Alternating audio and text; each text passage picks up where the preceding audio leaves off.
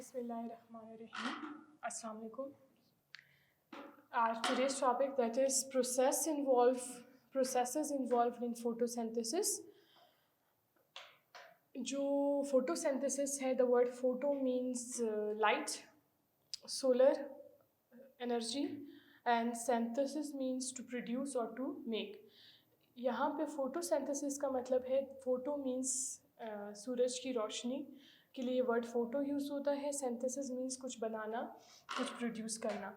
सूरज की रोशनी की मौजूदगी में प्लांट्स अपना फूड प्रोड्यूस कर रहा है in the form of glucose.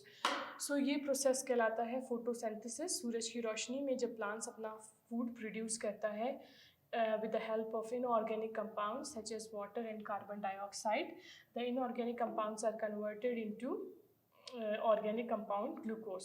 ठीक है, सूरज की रोशनी में जब प्लांट्स इनऑर्गेनिक कंपाउंड्स वाटर और कार्बन डाइऑक्साइड को कन्वर्ट कर देता है, तब्दील करता है into glucose, is known as photosynthesis. ठीक है, ये फोटोसिंथेसिस 2 स्टेप्स में होता है. इसके 2 फेसेस हैं. Photosynthesis is completed into 2 faces. ठीक है, फोटोसिंथेसिस 2 फेसेस में कंप्लीट हो रहा है. The first phase is known as light reaction and the second phase is called the dark reaction. यहाँ पे लाइट रिएक्शन और डार्क रिएक्शन 2 फेजेस हैं, 2 स्टेप्स हैं, 2 पार्ट्स हैं फोटोसिंथेसिस के, जिसमें फोटोसिंथेसिस कंप्लीट होता है. Light reaction and dark reaction. Light reaction इसका नाम इसलिए रखा गया क्योंकि इसमें डायरेक्ट सनलाइट की इन्वॉल्वमेंट है, जबकि डार्क रिएक्शन में डायरेक्ट सनलाइट की इन्वॉल्वमेंट नहीं है. मतलब सनलाइट डायरेक्टली यूज़ नहीं हो रहा, बल्कि इनडायरेक्टली जो लाइट रिएक्शन में चीज़ें बन रही हैं उनका इस्तेमाल डार्क रिएक्शन में है. लाइट और डार्क रिएक्शन फोटोसिंथेसिस कम्प्लीटली जो है दिन के टाइम पे होता है. जैसे ही सूरज की रोशनी ख़त्म हो जाती है, रात में अंधेरे में फोटोसिंथेसिस रुक जाता है, स्टॉप हो जाता है. इन फोटोसिंथेसिस के चाहे लाइट रिएक्शन हो या डार्क रिएक्शन हो, वो दिन के टाइम सूरज की रोशनी में, रोशनी की मौजूदगी में ही पॉसिबल है. ये जो डार्क रिएक्शन है वो इसलिए इसका नाम रखा गया है क्योंकि यहाँ पे सूरज की रोशनी की डायरेक्ट इन्वॉल्वमेंट नहीं है, डायरेक्ट यूज़ नहीं है, डायरेक्ट इस्तेमाल नहीं है. Light reaction is also known as Hill reaction. Light reaction को हिल रिएक्शन भी कहा जाता है बिकॉज रॉबर्ट हिल ने इन 1937 ये जो है लाइट रिएक्शन को डिस्कवर किया था. In the granum of the chloroplast. ठीक है, फोटोसिंथेसिस कहाँ पे होता है? फोटोसिंथेसिस पहले तो लीव्स में होता है. ठीक है, प्लांट्स के जो पत्ते हैं उनको प्लांट्स का किचन भी कहा जाता है क्योंकि वहाँ पे प्लांट्स अपना खाना, फूड, ग्लूकोज प्रोड्यूस करता है. वहाँ पे फोटोसिंथेसिस हो रही होती है. लीव्स में भी, लीफ के सेल्स के अंदर क्लोरोप्लास्ट एक हमारे पास सेल ऑर्गेनल्स हैं जो कि एल्गी में, साइनोबैक्टीरिया में और प्लांट्स में मौजूद है. This chloroplast has outer smooth membrane. इसका 2 डबल मेम्ब्रेन बाउंडेड ऑर्गेनल है जिसके 2 आउटर मोस्ट वॉल्स हैं.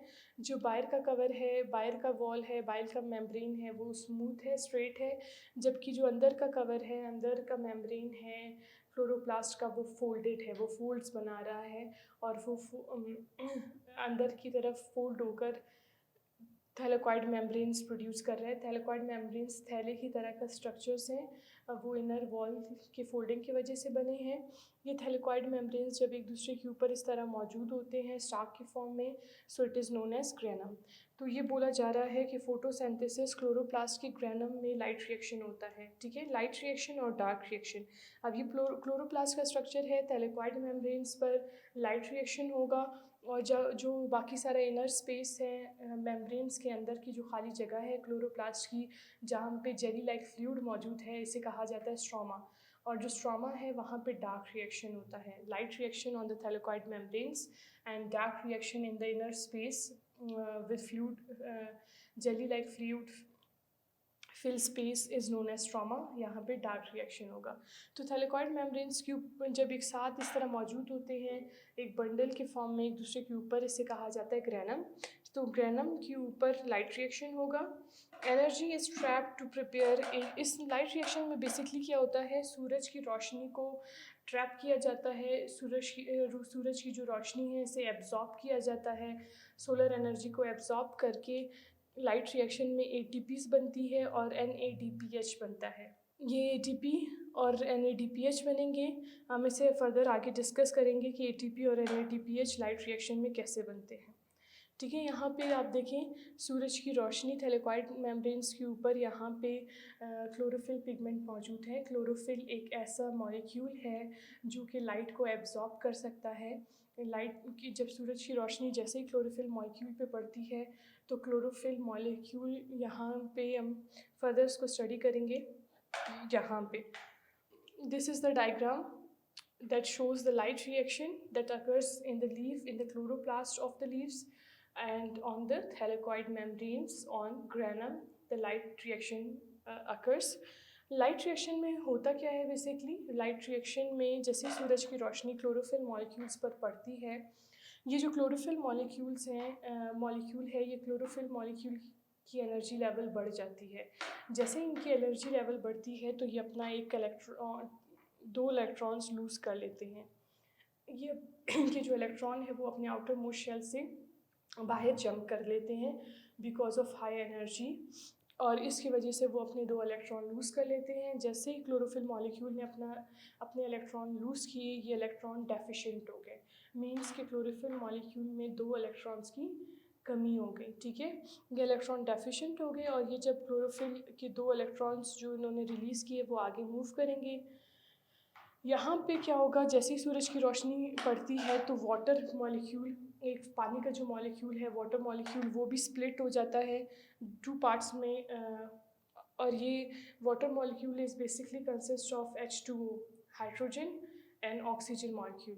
जैसे ही ये वाटर मॉलिक्यूल सूरज की रोशनी में स्प्लिट हो जाता है, टूट जाता है, तो इसके जो हाइड्रोजन है, हाइड्रोजन मॉलिक्यूल अलग हो जाएगा और 2 वाटर मॉलिक्यूल्स की ऑक्सीजन कंबाइन होकर एक O2 बन जाएगा, ऑक्सीजन मॉलिक्यूल बन जाएगा। ठीक है, अब ये वो ऑक्सीजन मॉलिक्यूल्स है, अगर if it is needed in the plant अब ऑक्सीजन यूज़ करता है फॉर द सेलुलर रेस्पिरेशन। ठीक है, अगर ये ऑक्सीजन नीडेड है प्लांट्स में सो वो प्लांट यूज़ कर लेगा फॉर सेलुलर रेस्पिरेशन, और अदरवाइज एक्सेस में ये बनता है। फोटोसिंथेसिस एक बहुत स्पीड में प्रोसेस हो रहा होता है, सूरज की रोशनी में बहुत तेज़ी से ये काम हो रहा होता है, तो बहुत ज़्यादा ऑक्सीजन बनता है वाटर मॉलिक्यूल के टूटने से। तो ये एक्स्ट्रा ऑक्सीजन को सेल बाहर रिलीज़ करता है फ्रॉम स्टोमेटा।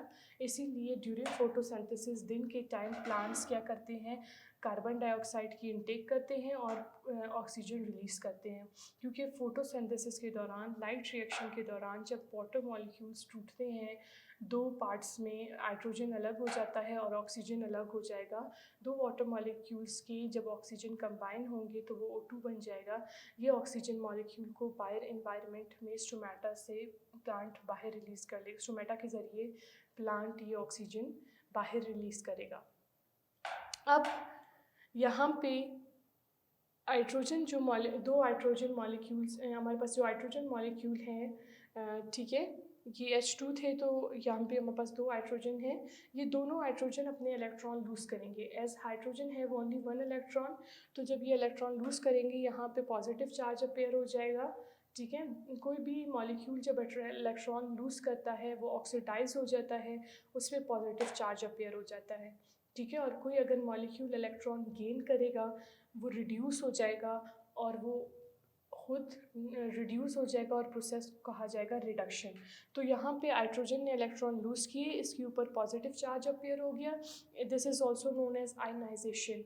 ठीक है, जब भी कोई मॉलिक्यूल इलेक्ट्रॉन लूज़ करता है और उसके ऊपर कोई चार्ज अपेयर होता है पॉजिटिव या negative, that shows the lose और gain of electron, so that process is known as ionization. ये एक आयन बन गया, इसने इलेक्ट्रॉन लूज़ कर लिए। ये हाइड्रोजन अभी अपनी आयनिक फॉर्म में है, इसने अपने इलेक्ट्रॉन्स लूज़ कर लिए।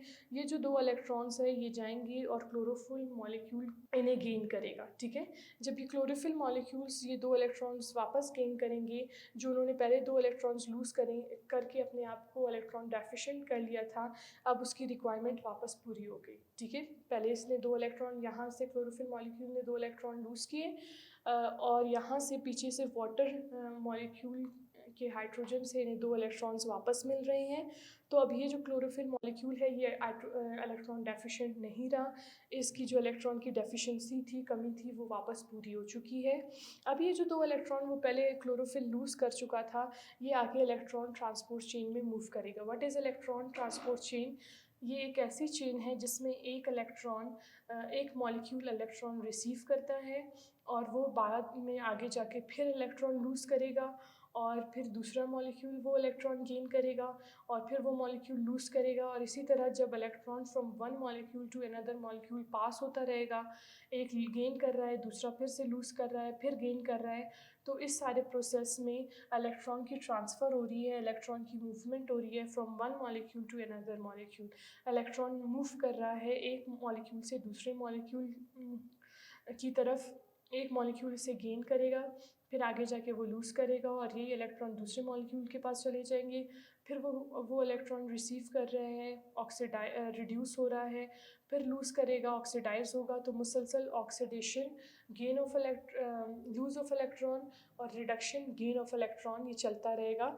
तो इसे कहा जाता है इलेक्ट्रॉन ट्रांसपोर्ट चेन, जिसमें इलेक्ट्रॉन्स एक मॉलिक्यूल से दूसरे मॉलिक्यूल्स तक मूव कर रहे हैं। एक मॉलिक्यूल गेन कर रहा है, दूसरा फिर लूज़ करता है, फिर गेन करता है। So this is called electron transport chain. ये जो 2 इलेक्ट्रॉन्स हैं ये मूव करते जाएंगे एक मॉलिक्यूल से दूसरे मॉलिक्यूल के पास, और जब ये इलेक्ट्रॉन एक जगह से दूसरी जगह मूव करते हैं, रिडॉक्स रिएक्शन होता है, एक मॉलिक्यूल गेन कर रहा है, दूसरा मॉलिक्यूल फिर लूज़ कर रहा है, फिर गेन कर रहा है, इस दौरान एनर्जी प्रोड्यूस होती है। ठीक है, जब बॉन्ड्स बनते हैं और टूटते हैं, इलेक्ट्रॉन गेन और लूज़ होते हैं, रिडॉक्स रिएक्शन हो रहा होता है, उस दौरान एनर्जी रिलीज़ हो रही होती है। तो इलेक्ट्रॉन ट्रांसपोर्ट चेन के दौरान जब एनर्जी रिलीज़ होती है तो यहाँ पे ऑलरेडी जो मौजूद एडीपी है, एडिनोसिन डाइफॉस्फेट, वो अपने साथ एक और फॉस्फेट अटैच करेगा, एक बॉन्ड बनाएगा, ताकि इस वाली एनर्जी को उस बॉन्ड में स्टोर किया जाए। ठीक है, तो ये जब एनर्जी को वो स्टोर करेंगे, अपने साथ एक और फॉस्फेट जोड़ेंगे, तो एडिनोसिन डाइफॉस्फेट चेंज हो जाएगा एडिनोसिन ट्राइफॉस्फेट में।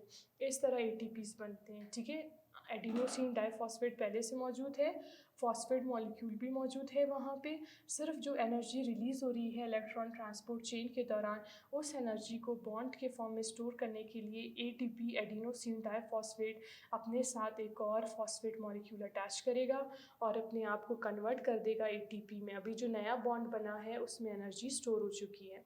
अब ये जो एटीपी है इसने अपने अंदर एनर्जी स्टोर कर ली है। Whenever there will be need of energy in the cell, तो ये एटीपी अपने आप को वापस कन्वर्ट कर देगा एटीपी में और एनर्जी रिलीज़ करेगा, जहाँ पे भी सेल को एनर्जी की ज़रूरत पड़ेगी आगे नेक्स्ट प्रोसेस में, डार्क रिएक्शन में जब एनर्जी की ज़रूरत होगी तो ये एटीपी वहाँ पे काम आएगा।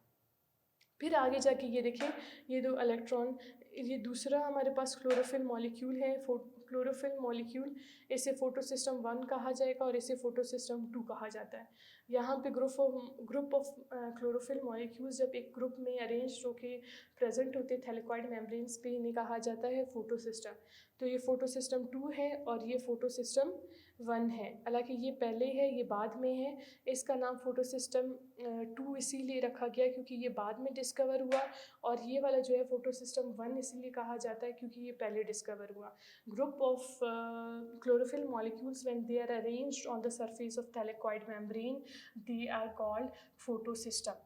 ठीक है, फोटोसिस्टम, अभी फोटोसिस्टम 1 पर यहाँ पे जैसी सूरज की रोशनी पड़ी, इस फुल क्लोरोफिल ने भी अपने इलेक्ट्रॉन लूज़ किया और इनका इलेक्ट्रॉन आगे मूव कर रहा है, जबकि पीछे से जो इलेक्ट्रॉन आ रहा है फ्रॉम इलेक्ट्रॉन ट्रांसपोर्ट चेन, वो आके इस क्लोरोफिल मॉलिक्यूल का हिस्सा बन जाएगा, और ये जो यहाँ पे इलेक्ट्रॉन लूज़ करने की वजह से डेफिशिएंट हुआ था, यहाँ पे कमी हुई थी इलेक्ट्रॉन्स की, ये पीछे से जो इलेक्ट्रॉन आ रहा है इसने ये कमी पूरी कर दी। अब ये जो इलेक्ट्रॉन इसने लूज़ किया था इस वाले क्लोरोफिल ने, ये आगे मूव करेगा फिर से चेन में, और यहाँ पे आकर ये 2 इलेक्ट्रॉन्स, ये जो आयनिक फॉर्म में हाइड्रोजन चेंज हुआ था, यहाँ पे वाटर मॉलिक्यूल का जो हाइड्रोजन अपना इलेक्ट्रॉन लूज़ करने की वजह से ये हाइड्रोजन आयनिक फॉर्म में आ गया था, यही हाइड्रोजन यहाँ पे आके वापस इलेक्ट्रॉन्स गेन करेगा, और ये हाइड्रोजन वापस ये हाइड्रोजन मॉलिक्यूल की फॉर्म में आएगा, वापस अपने आयनाइज्ड फॉर्म से सिंपल नाइट्रोजन मॉलिक्यूल के फॉर्म में चेंज हो जाएगा, क्योंकि इसने इलेक्ट्रॉन्स वापस रिसीव कर लिए।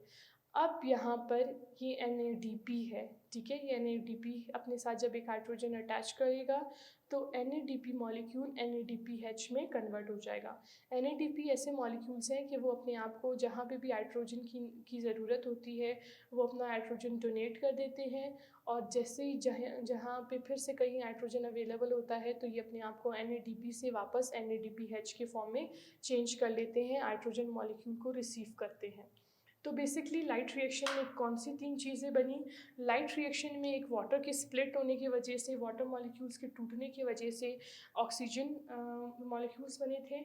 ये ऑक्सीजन मॉलिक्यूल अगर प्लांट सेल को ज़रूरत है तो वो थोड़ा सा यूज़ करेंगे, जबकि फोटोसिंथेसिस बहुत तेज़ी से हो रहा होता है, बहुत सारे ऑक्सीजन मॉलिक्यूल्स बन रहे होते हैं, तो प्लांट्स को इतना ज़्यादा ऑक्सीजन नहीं चाहिए होता, इसीलिए वो दिन के टाइम फोटोसिंथेसिस के दौरान जब लाइट रिएक्शन हो रहा होता है उस दौरान बहुत ज़्यादा ऑक्सीजन स्टोमेटा के ज़रिए बाहर एनवायरनमेंट में रिलीज़ करते हैं। तो दिन के टाइम गैसेस का तबादला कैसे होता है प्लांट्स में? वो ऑक्सीजन रिलीज़ करते हैं और कार्बन डाइऑक्साइड की इनटेक करते हैं, कार्बन डाइऑक्साइड को अंदर लेकर जाते हैं, और ऑक्सीजन जो लाइट रिएक्शन में बन रहा होता है वाटर मॉलिक्यूल्स के टूटने की वजह से इसे बाहर इन्वायरमेंट में निकालते हैं या रिलीज़ करते हैं। उसके अलावा लाइट रिएक्शन में क्या बनता है? लाइट रिएक्शन में ATPs बनते हैं। जब इलेक्ट्रॉन्स एक जगह से दूसरी जगह ट्रैवल करते हैं, एक जगह से दूसरी जगह मूव कर रहे होते हैं, उस दौरान एनर्जी रिलीज़ होती है। उस एनर्जी को स्टोर करने के लिए ADP मॉलिक्यूल अपने साथ एक और फॉस्फेट अटैच करता है और अपने आप को कन्वर्ट कर देता है into ATP, adenosine triphosphate. And the third thing that is produced in light reaction, that is NADPH। NADP molecule अपने साथ ये हाइड्रोजन अटैच करेगा और will convert itself into NADPH। NADP वापस NADPH के फॉर्म में चेंज होगी। तो 3 चीज़ें बन रही हैं in light reaction. The products of light reaction are oxygen, ATP and NADPH। NADP से NADPH बना है। So that was all in light reaction. I hope it is clear to you. Now we will move towards the second phase of photosynthesis, that is dark reaction। यहाँ पे जैसे आप देख रहे थे लाइट रिएक्शन में सूरज की रोशनी के पड़ने की वजह से क्लोरोफिल मॉलिक्यूल्स अपना इलेक्ट्रॉन लूज़ कर रहे थे, या फिर सूरज की रोशनी की वजह से वाटर मॉलिक्यूल स्प्लिट हो रहा था, टूट रहा था। यहाँ पे कहीं भी लाइट रिएक्शन, लाइट की, सूरज की रोशनी की डायरेक्ट इन्वॉल्वमेंट नहीं है। सूरज की रोशनी में जो काम, सूरज की रोशनी की हेल्प से, मदद से जो काम होना था, ATPs बनने थे और NADPH बना, उन ATP और NADPH का इस्तेमाल है डार्क रिएक्शन में। जो प्रोडक्ट्स बने ATP और NADPH लाइट रिएक्शन में, उनका इस्तेमाल होगा डार्क रिएक्शन में, डायरेक्ट सनलाइट का इस्तेमाल नहीं होगा। लेकिन जो ATPs बने और जो NADPH बना लाइट रिएक्शन में, और उसका इस्तेमाल है डार्क रिएक्शन में, उन्हें इस्तेमाल किया जाएगा in dark reaction. So there is no direct involvement of light in this reaction, so it is called the dark reaction. यहाँ पे सूरज की रोशनी का डायरेक्ट जो है इस्तेमाल नहीं है, इसीलिए इसे डार्क रिएक्शन कहा जाता है। जबकि लाइट रिएक्शन या डार्क रिएक्शन, पूरा फोटोसिंथेसिस सिर्फ दिन के टाइम होगा, सूरज की रोशनी की प्रेजेंस में होगा। यहाँ पे देखिए डार्क रिएक्शन में सबसे पहले किस चीज़ का यूज़ है? Carbon dioxide molecule. 3 carbon dioxide molecule cycle में एंटर होंगे, और ये 5 कार्बन वाले 3 मॉलिक्यूल्स हैं। ये 5 कार्बन वाले 3 मॉलिक्यूल्स में एक एक कार्बन डाइऑक्साइड का कार्बन अटैच होगा, और वो कन्वर्ट हो जाएंगे इनटू 6 कार्बन मॉलिक्यूल। ये 5 कार्बन मॉलिक्यूल्स हैं, इनमें जब कार्बन अटैच, एक और कार्बन डाइऑक्साइड का कार्बन अटैच होगा, तो ये 5 कार्बन से 6 कार्बन मॉलिक्यूल्स बन जाएंगे, ठीक है। सो it is called carbon fixation. Carbon dioxide का कार्बन यूज़ हो रहा है और 5 कार्बन मॉलिक्यूल को चेंज किया जा रहा है इनटू 6 कार्बन मॉलिक्यूल, ठीक। यहाँ पे इसे कार्बन फिक्सेशन कहा जा रहा है, बिकॉज एक कार्बन डाइऑक्साइड का कार्बन ऐड हो रहा है, 5 कार्बन मॉलिक्यूल को 5 कार्बन ऑर्गेनिक मॉलिक्यूल को चेंज किया जा रहा है इनटू 6 कार्बन मॉलिक्यूल।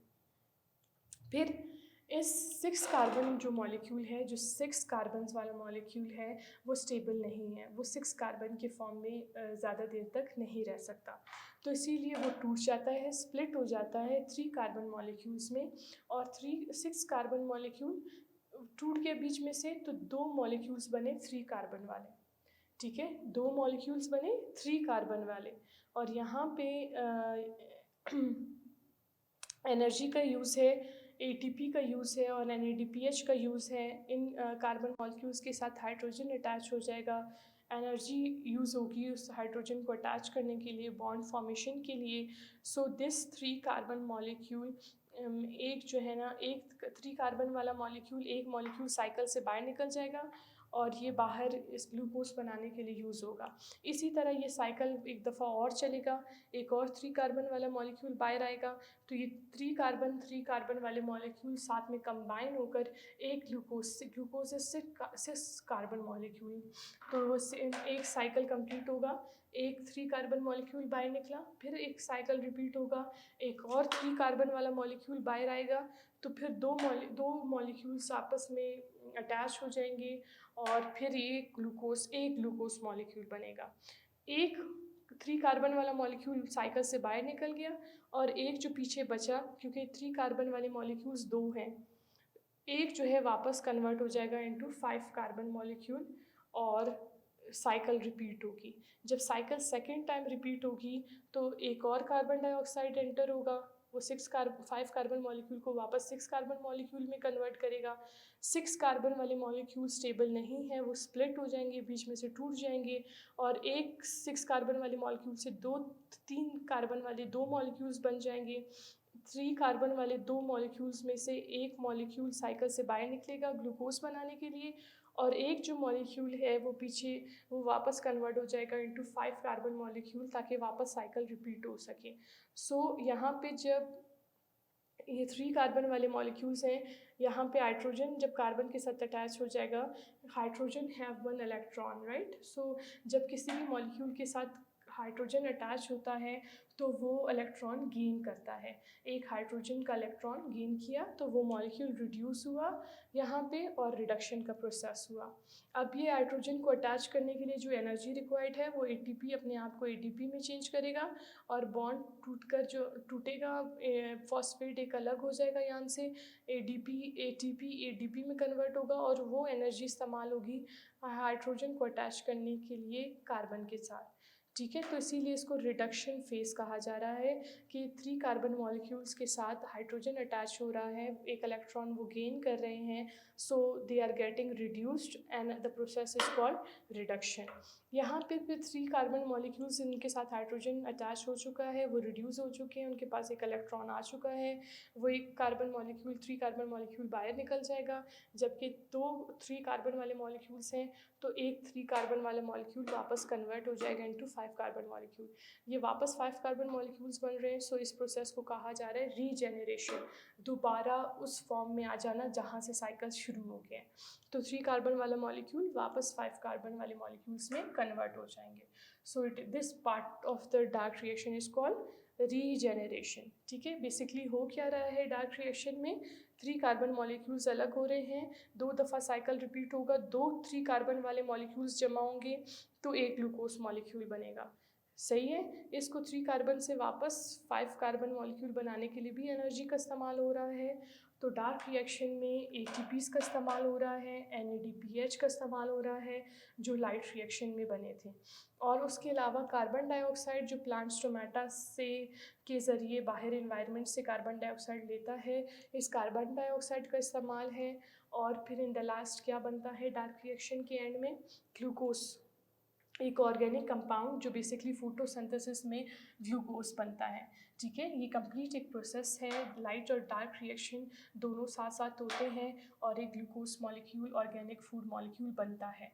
तो ये फोटोसिंथेसिस का बहुत तेज़ी से प्रोसेस हो रहा होता है, दिन के टाइम बहुत सारे ग्लूकोज मॉलिक्यूल्स बनते हैं और वो glucose molecules plant cell utilize करते हैं फॉर देयर एनर्जी। वो एनर्जी प्रोड्यूस करने के लिए सेल को जब मुख्तलिफ कामों के लिए एनर्जी चाहिए होती है तो ग्लूकोज को वो as a source of energy use करते हैं, और अगर बहुत ज़्यादा ग्लूकोज है तो इसे स्टोर कर देते हैं in the form of starch. Plants glucose, बहुत सारे ग्लूकोज जब आपस में प्लांट्स में कनेक्ट होते हैं तो ये स्टार्च बनाते हैं। तो प्लांट्स अपना ग्लूकोज स्टार्च के फॉर्म में स्टोर कर देता है।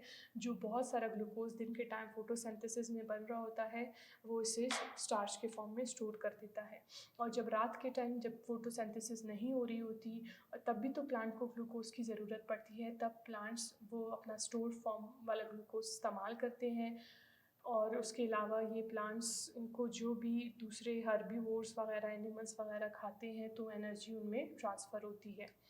सो that was all the process of photosynthesis, जो 2 स्टेप्स में होता है, एक लाइट रिएक्शन और एक dark reaction. Limiting factors for photosynthesis, वो कौन से फैक्टर्स हैं जो फोटोसिंथेसिस के लिए ज़रूरी हैं और जिनमें अगर कमी या ज़्यादती हो गई तो उससे फोटोसिंथेसिस पे अफेक्ट हो सकता है।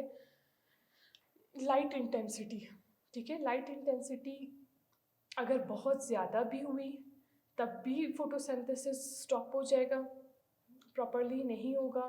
अगर लाइट इंटेंसिटी कम है एक नॉर्मल रेंज से तब भी प्लांट्स प्रॉपरली फोटोसिंथेसिस नहीं करेंगे, फोटोसिंथेसिस का प्रोसेस स्लो रहेगा। कार्बन डाइऑक्साइड कंसनट्रेशन, अगर इन्वायरमेंट में आसपास सराउंडिंग में अगर प्लांट्स को कार्बन डाइऑक्साइड नहीं मिल रहा जो कि ज़रूरी है फॉर द डार्क रिएक्शन, तो तभी प्लांट्स प्रॉपरली फोटोसिंथेसिस नहीं कर पाएंगे।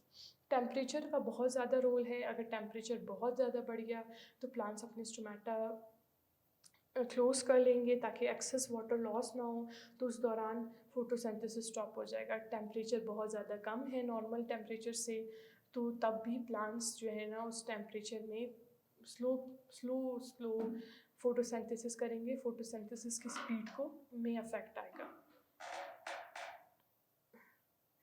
ठीक है, सो इट इज़ नेसेसरी, फोटोसिंथेसिस के मैकेनिज़्म के लिए ज़रूरी है कि लाइट की इंटेंसिटी मतलब धूप की जो शिद्दत है वो एक नॉर्मल रेंज में हो ताकि प्लांट प्रॉपरली फोटोसिंथेसिस कर सके।